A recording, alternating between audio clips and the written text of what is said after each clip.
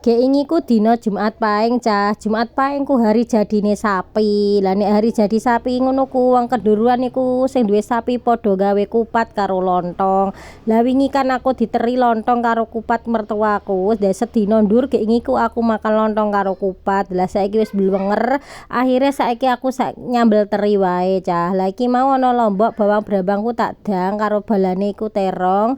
Tak dang nganti mateng, tak demek teronge. Lah nek terong iki wis gembuk kan berarti ya wis mateng cah. Terus tak pateni komporku, tak entas, tak singkrehno ben adem dhisik. Terus aku ku mau goreng teri. Lah terine iki aku nganggo teri Indonasi. Dadine engko ben ora patek asin-asin nemen ya cah. Terus tak entas nek wis mateng kecoklatan ngene iki.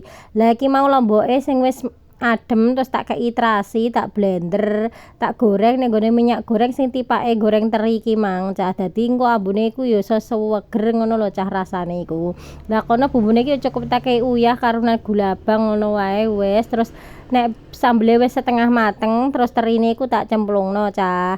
Lah kono terus tak aduk-aduk ben supaya rata. Lah kok nek wis rata lah nek minyake wis pecah kaya ngene iki berarti tandane sambele ku wis mateng cah. Lah wis mateng tak pindah nang gone mangkok terus tak nggoni sarapan. Lah iki mang sarapanku ku ya ana terong sing wis tak dang iki mang ladune ku ndok gluduk karo tempe.